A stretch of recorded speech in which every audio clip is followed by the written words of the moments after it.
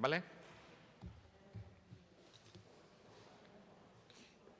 ¿Vale? ¿Sí? Sí.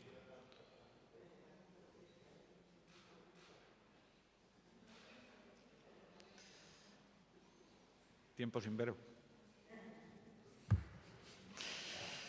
¿Sí? ¿Vale? Bueno, buenos días a todos y a todos. Gracias por acudir a la convocatoria de la Vicepresidencia Segunda de la Junta de Extremadura y Consejería de Sanidad y Servicios Sociales. Me acompaña el gerente del Servicio Extremeño de Salud, me acompaña la directora general de Salud Pública del Servicio Extremeño de Salud y me acompaña don Santiago Pérez Avilés, el presidente del Comité Antisida de Extremadura. El asunto que vamos a abordar en esta convocatoria de prensa es presentar las actividades para el Día Mundial de Lucha contra el SIDA, de lucha contra el VIH, que se celebra, como saben, el próximo día 1 de diciembre de 2019. Este acontecimiento que se conmemora el próximo día 1 de diciembre es un acontecimiento que está instaurado desde hace ya años por la Organización Mundial de la Salud, con el fin de sensibilizar a los diferentes sectores de la sociedad en referencia a la infección que provoca el VIH y con el objetivo de que no alcancen el estado de que esa infección pase a enfermedad como tal y sea SIDA o tenga las condiciones de SIDA. Y luego promover también, y ese es otro de los objetivos que tiene este día, todos los recursos que tienen las distintas administraciones, las distintas organizaciones, para poder realizar intervenciones, sobre todo desde el punto de vista preventivo, que es muy importante para abordar este tipo de infección. Bueno, como ven en el cartel, este año el lema es «Convivir es incluir» y lo que trata es de eliminar el estigma y lo que trata es de acabar con la discriminación de aquellas personas que están infectadas por el VIH, de aquellas que se tienen dudas de que estén infectadas por el VIH o de aquellas que hayan desarrollado el SIDA. Y tanto la estigma como la discriminación es importante eliminarla porque dificultan o impiden prevenir de forma adecuada nuevas infecciones e impiden aliviar lo que es el impacto de la propia enfermedad e impide también poder proporcionar una atención sanitaria de calidad. Por lo tanto, eliminando el estigma, eliminando la discriminación, nosotros seremos capaces de prevenir mejor, seríamos capaces de aliviar el impacto que tiene la enfermedad sobre la persona y sobre el entorno más cercano de la persona y, en tercer lugar, proporcionar una atención sanitaria muchísimo más adecuada. Además, la discriminación está provocada por estereotipos y por creencias erróneas y se da en diferentes ámbitos de la vida de la persona. Recientemente, por ponerles un ejemplo, en el Consejo Interterritorial del Sistema Nacional de Salud hemos aprobado una declaración conjunta con el Consejo Territorial de Servicios Sociales y Dependencia para que no se limite, o mejor dicho, que la infección por VIH no sea una limitación para que las personas que van alcanzando una edad puedan vivir en residencias de personas de edad, porque no comporta ningún riesgo vivir con la infección por VIH dentro de los centros residenciales, ¿no? Ese es un ejemplo de lo que en este momento se encuentra haciendo el Gobierno. Tenemos que reconocer, por otra parte, que los avances científicos han proporcionado una supervivencia muy importante a la infección, una supervivencia muy importante a la enfermedad, que hoy permite que se hable de una enfermedad crónica. Por darles algunos datos y algunas pinceladas de los datos que tenemos a día de hoy. Miren, a finales del año 2018, que es cuando tenemos los datos consolidados, en el mundo vivían 38 millones de personas con el VIH. Un 19,5% más que en el año 2010. Al año se infectan alrededor de 1,7 millones de personas en el mundo y 770.000 personas murieron en el mundo por causas relacionadas con el VIH y el SIDA.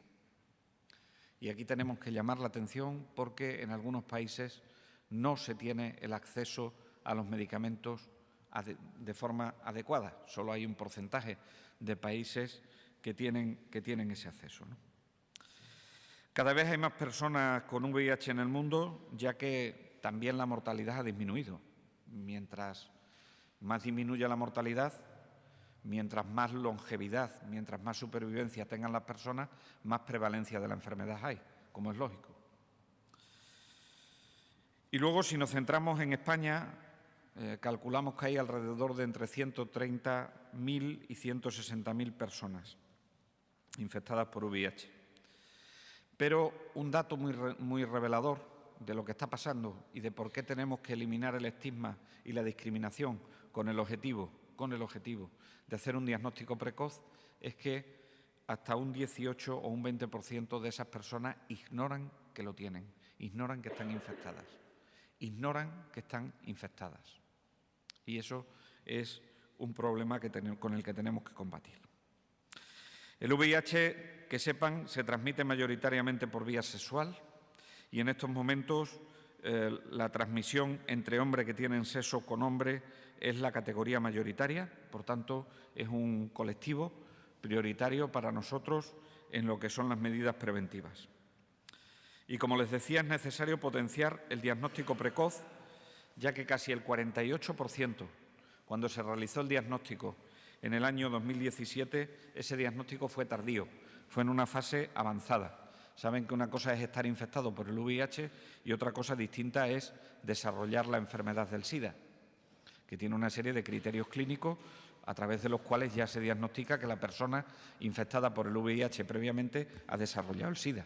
Se puede estar infectado por VIH sin SIDA y de forma controlada, y eso es que está funcionando bien el diagnóstico precoz y que está funcionando bien el tratamiento, pero cuando la persona ya llega y se diagnostica por SIDA, pues evidentemente se diagnostica de SIDA, evidentemente es que ese diagnóstico precoz puede haber fallado. En Extremadura se declaran una media anual de 43 nuevas infecciones al año.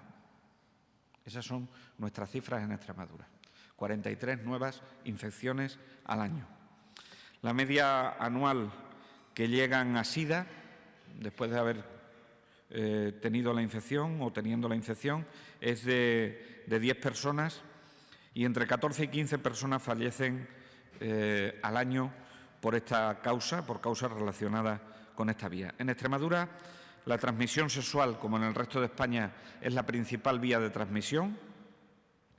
Y lo es en el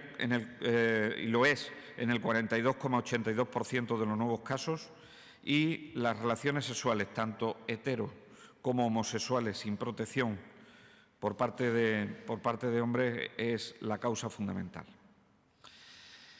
La mala noticia es que, es verdad que la buena noticia es que en Extremadura se diagnostica de forma más precoz el VIH, la infección por VIH, pero seguimos teniendo porcentajes muy altos todavía de pacientes que no se diagnostican en esa fase, ¿no? Que se diagnostican ya como SIDA, una vez que lo hemos diagnosticado como nuevo. Y eso son el 11% de los casos. Así que tenemos que potenciar ese diagnóstico precoz. La prevalencia en nuestra comunidad autónoma es que debe haber, o están tomando tratamiento para el VIH-SIDA, alrededor de 1.300 personas en este momento en Extremadura. Para todas estas cuestiones no podríamos vivir sin la colaboración de organizaciones no gubernamentales, de otras partes de la organización, que sin duda ninguna para nosotros son muy importantes, desarrollando toda la estrategia a través de la coordinación de VIH en nuestra comunidad autónoma, ¿no? Y por lo tanto yo quiero agradecerle muchísimo al trabajo realizado por la Consejería de Educación y Empleo, por la Dirección General de Deportes, por el Instituto de la Juventud de Extremadura, el Instituto de la Mujer, el Consejo de la Juventud de Extremadura, el Ayuntamiento de Mérida, el Comité Ciudadano Antisida de Extremadura, la Fundación Triángulo, la Fundación Atenea, la Asociación de Mujeres en Zonas de Conflicto, la Asociación para la Prevención, Reinserción y Atención a la Mujer Prostituida y a Cruz Roja Extremadura. Gracias a todos ellos y con la coordinación de la oficina del VIH-Sida en Extremadura, que depende del Servicio Extremeño de Salud, hoy podemos tener en marcha programas preventivos como son programas preventivos que utilizamos en usuarios de drogas por vía parenteral, como es el programa de metadona, como son las analíticas que se realizan en los programas de detección o como es el tratamiento dentro de los centros de atención a las adicciones. También tenemos programas específicos para jóvenes en el contexto de la promoción de la salud y de la prevención de la enfermedad. Así hemos formado en el último año a 8.000 jóvenes a través de esta metodología, o prevención de la transmisión del VIH entre hombres que tienen prácticas sexuales homo o bisexuales, o prevención del VIH en inmigrantes, o promoción del uso del preservativo, que es una técnica de prevención muy importante, o prevención en las personas que ejercen la prostitución en Extremadura, o la detección precoz de la infección por el VIH y prácticas de riesgo, o la lucha contra el estigma y la discriminación, o la formación a profesionales, o todo lo que es la profilaxis posexposición no ocupacional con el VIH. Hay una novedad con respecto a otros años, aunque nosotros ya lo llevábamos en nuestro plan de acción del VIH-Sida, que aprobamos hace ya algunos meses, que es la profilaxis preexposición, la conocida con el acrónimo de PrEP. Esto no es solo la toma del medicamento, aunque lo más visible sea la toma del medicamento. Pero esto no es solo la toma del medicamento, es generar hábitos de vida que prevengan esta infección. Esto es educación para la salud, esto es toda una constelación de actividades que no están relacionadas con el medicamento y también el medicamento. Un medicamento que se ha aprobado la financiación el 30 de septiembre del año 2019, que es un medicamento que combina dos antirretrovirales para el tratamiento, que se debe utilizar de forma continuada, que de momento es de uso hospitalario y se aporta de forma gratuita a aquellos colectivos de riesgo o que se estima que sean de riesgo. El precio está aprobado por la Comisión Interministerial de Precios del Sistema Nacional de Salud en el mes también de septiembre del año 2019. El coste del tratamiento por persona se sitúa entre los 1.300 y 1.350 euros por persona, pero todavía quedan dos elementos para que se pueda utilizar de forma protocolizada y con homogeneidad en todo el Sistema Nacional de Salud. El primero es un estudio de prevalencia de la enfermedad que lo está realizando el Sistema Nacional de Salud y que en este momento estamos esperando los resultados. Y, en segundo lugar, que una vez conocidos estos resultados se establezca un protocolo homogéneo a través de o bien la Comisión de Salud Pública o bien a través de la Comisión de Farmacia del Sistema Nacional de Salud, ¿no? Sin embargo, esa herramienta está ahí y está muchísimo más cercana y de forma temporal lo vamos a hacer con un protocolo específico dentro de la Comunidad Autónoma de Extremadura. Hemos hecho intervenciones preventivas, pero también hemos hecho intervenciones asistenciales. De hecho, estamos tratando con antirretrovirales a alrededor de 1.300 personas en Extremadura. Como les decía, hemos incluido el tratamiento de la lipodistrofia facial, que es una alteración en la grasa de la cara que se produce como consecuencia del desarrollo de esta enfermedad y han sido atendidos un total de 39 pacientes en lo que llevamos implantado este programa dentro del Servicio de Cirugía Plástica de Referencia del Complejo Hospitalario Universitario de Cáceres. o el tratamiento de reproducción asistida, que ha llegado a 32 parejas que tenían discordancias en la serología por el VIH. Y el tratamiento de la coinfección, es decir, están incluidos dentro del programa del trasplante hepático aquellos pacientes que, teniendo VIH, tienen una infección por el virus de la hepatitis C.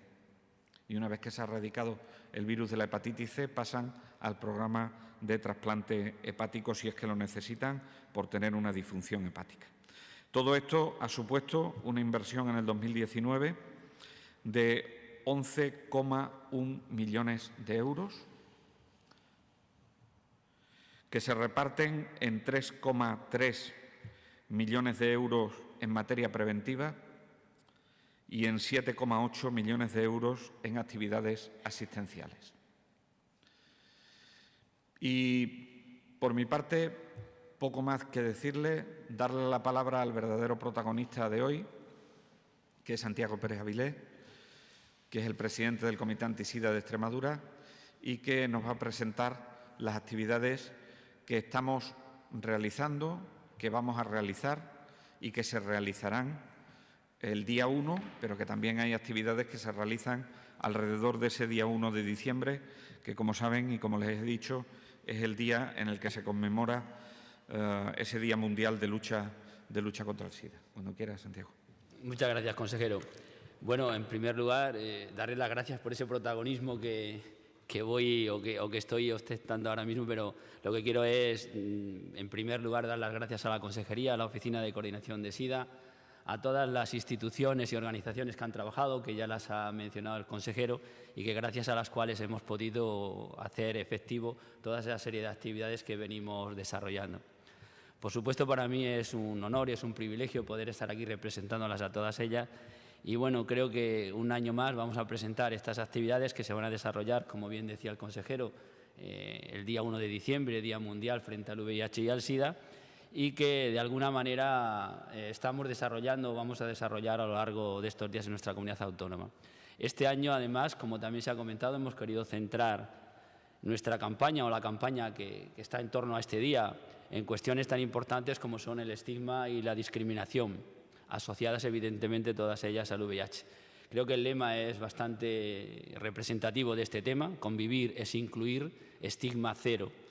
Queremos hacer, por lo tanto, un llamamiento a la sociedad para que sea consciente del daño que el estigma y la discriminación están produciendo en cuanto a la infección por VIH.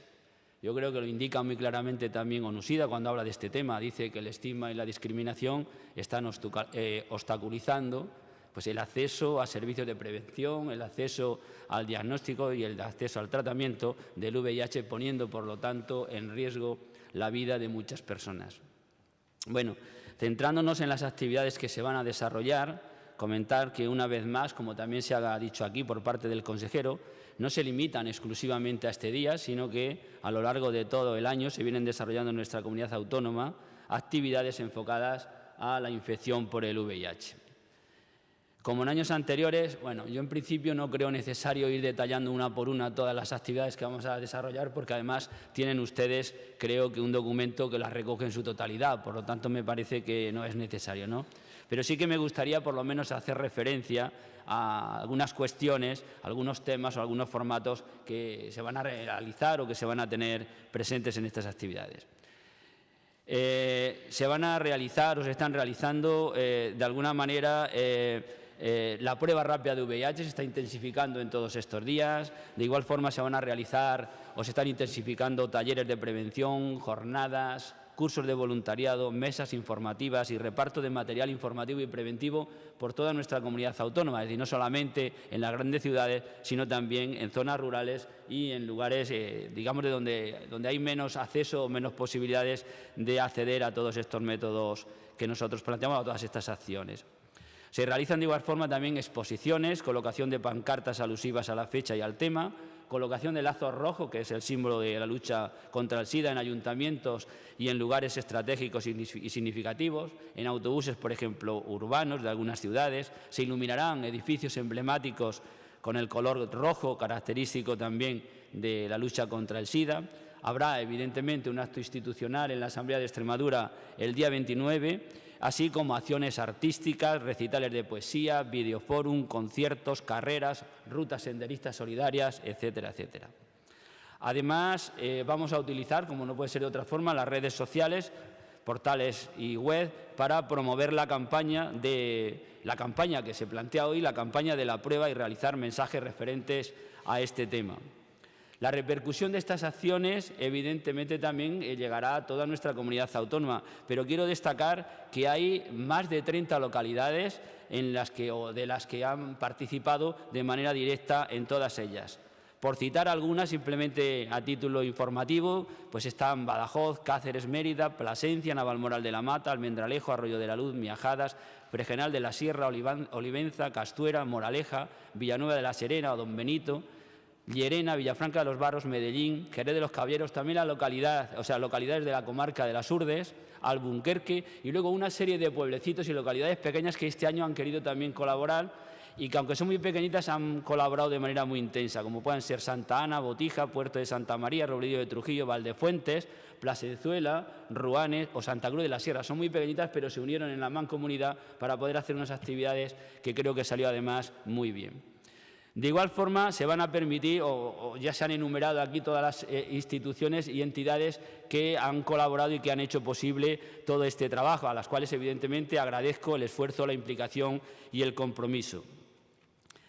Antes de concluir mi intervención, me gustaría hacer referencia a cuestiones que considero importantes, algunas de las cuales, además, tienen mucho que ver con la campaña y con el tema de la campaña que hoy presentamos. Me estoy refiriendo en concreto al Pacto Social por la No Discriminación y la Igualdad de Trato asociada al VIH. Este pacto, que se ha firmado recientemente, no es algo que se haya hecho hace mucho, supone asumir el compromiso de eliminar el estigma y la discriminación asociadas al VIH y al SIDA, garantizando la igualdad de trato y de oportunidades, la no discriminación y el pleno ejercicio de los derechos fundamentales de las personas que viven con VIH.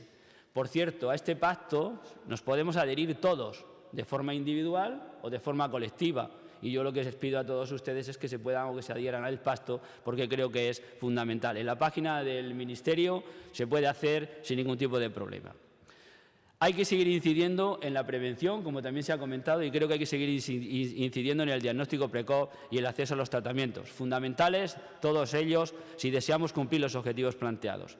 Con relación al diagnóstico, insistir en la necesidad de promocionar la prueba, bien rápida o estándar, y plantear recomendaciones claras en el sentido de que debería realizarse la prueba del VIH todas las personas sexualmente activas. También aparecen nuevas estrategias que han demostrado eficacia y que también ha dicho el consejero. La profilaxis preexposición es una de ellas y el tratamiento como prevención también, que creo que está dando muy buenos resultados. No olvidemos que indetectable es igual a intransmisible. Por ello, adherirse al pacto social o implementar estrategias que han o están demostrando eficacia, creo que son cuestiones que deberemos tener muy presentes si deseamos, como digo, conseguir la erradicación de la infección por VIH. Por mi parte, nada más y muchas gracias. Muchas gracias. ¿Preguntas? Sí. Hola, buenos días. Buenos días. Comentaba usted, consejero, que en España hay alrededor entre 130.000 y 160.000 infectados por VIH. Sí. No sé en Extremadura ese dato que hay. Nosotros tenemos, lo sacamos del registro de tratamientos con antirretrovirales, o sea que debemos estar alrededor de los 1.300. 1.300. Y luego quería preguntarle también, esa población que ignora que lo tiene, primero, ¿es porque no es consciente de que ha tenido prácticas de riesgo? O dos, ¿todavía existe un miedo a hacerse la prueba para evitar conocer el resultado? A las dos cosas. A las dos cosas.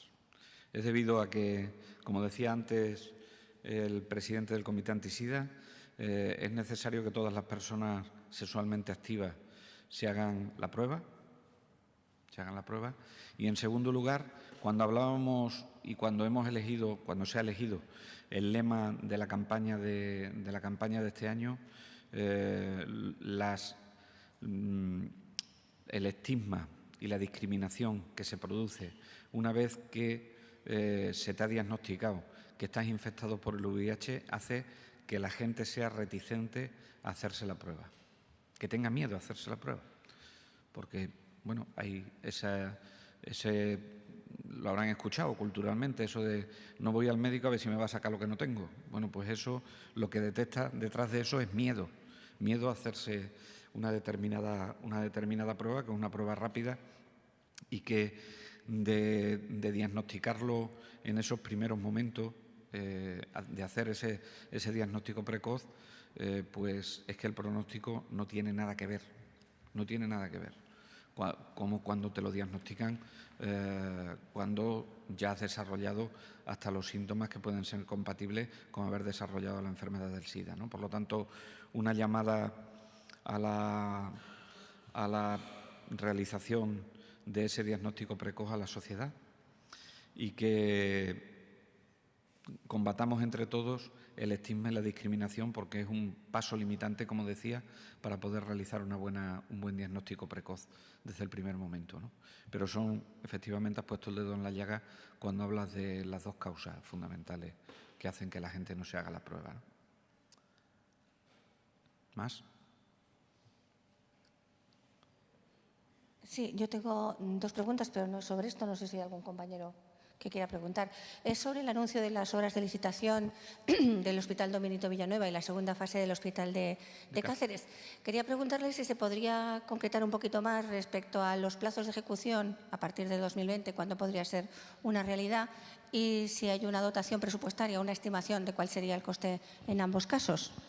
Sí. En los presupuestos que aprobaremos mañana por parte del Consejo de Gobierno de la Junta de Extremadura irán ya partidas destinadas a la construcción al inicio de construcción en el año 2020 del Hospital Don Benito Villanueva de la Serena.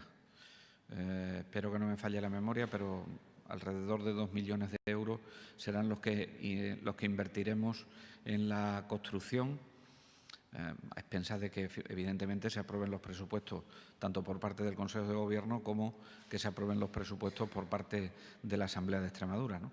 Es decir, pero queremos incluir alrededor de 2 millones de euros para el año 2020, de cara a que en el año 2023 podamos empezar a abrir el Hospital de Don Benito Villanueva de la Serena. Y lo podamos empezar a abrir de forma gradual, pero de forma continuada. Es decir, no por fases, sino empezar a abrir y empezarlo a abrir de forma gradual para que la población de Don Benito Villanueva de la Serena pueda tener unas infraestructuras más adecuadas a la situación actual. Con respecto a la segunda fase del Hospital de Cáceres, decir que irá consignado una partida presupuestaria suficiente para sacar a concurso el proyecto de construcción de la segunda fase en el año 2020 y empezar a construir en el año 2021 la segunda fase del Hospital de Cáceres.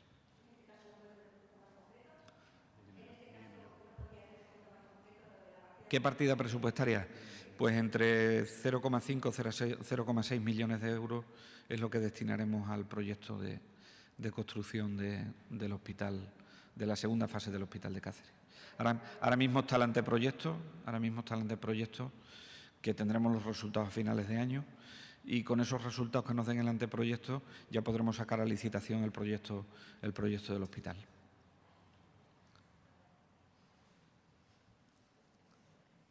¿Hay alguna pregunta más? Sí, consejero, buenos días. Con respecto a Ambulancias Tenorio, después de la reunión larga de ayer y de ese acercamiento de posturas, no sé cómo lo ve. Yo lo celebro que haya acercamientos de posturas.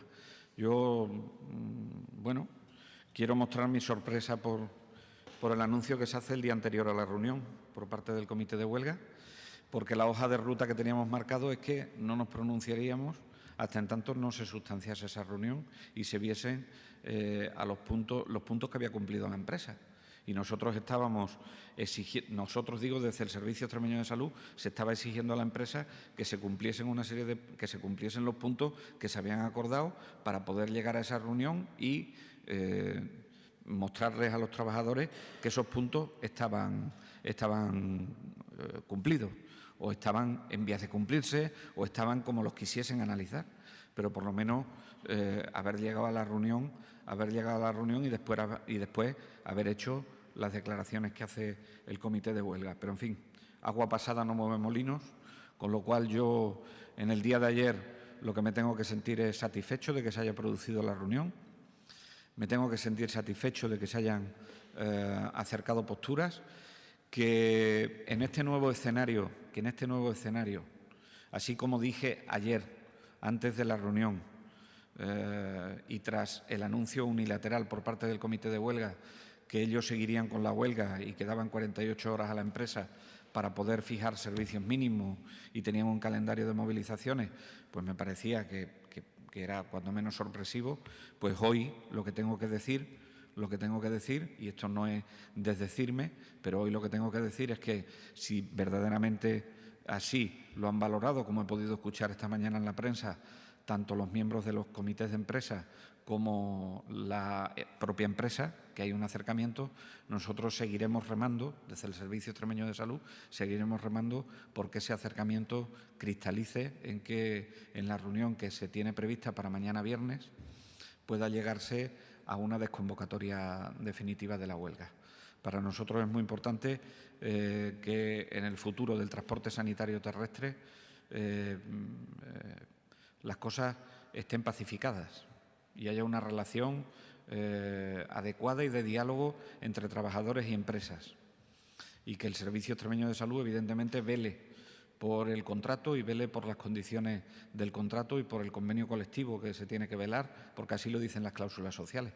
Pero una cosa es esa y otra cosa distinta es que nos empecemos aquí a saltar la hoja de ruta, porque entonces pues el papel del Servicio Extremeño de Salud será defender exclusivamente los derechos que tienen los ciudadanos a recibir el transporte sanitario terrestre, y nos ocuparíamos menos de otras cuestiones que exceden lo que sería el convenio colectivo, ¿no? Yo creo que ayer se llegó a 8 puntos que tienen que ver con trabajadores en práctica, que tienen que ver con acuerdos en materia de salud laboral, que tienen que ver con acuerdos en materia de realización de contratos indefinidos de gente que está terminando o que termina la prestación de su servicio dentro de la empresa. Se han llegado a acuerdos a jornadas de descanso y a jornadas de horarios, con la implicación muy directa del Servicio Extremeño de Salud, y se lo tengo que agradecer al Servicio Extremeño de Salud y a quien está gestionando el contrato. Yo creo que esos 8 puntos son puntos que vienen a resolver las demandas que tenía el comité de huelga, y por lo tanto, primero, me siento satisfecho, y segundo, remaremos todo lo necesario para que podamos seguir mediando y para que podamos alcanzar el acuerdo de desconvocatoria de huelga, que ojalá se produzca después de la reunión de mañana. ¿Una cuestión más? Pues si no hay nada más, muchísimas gracias a todos y a todas.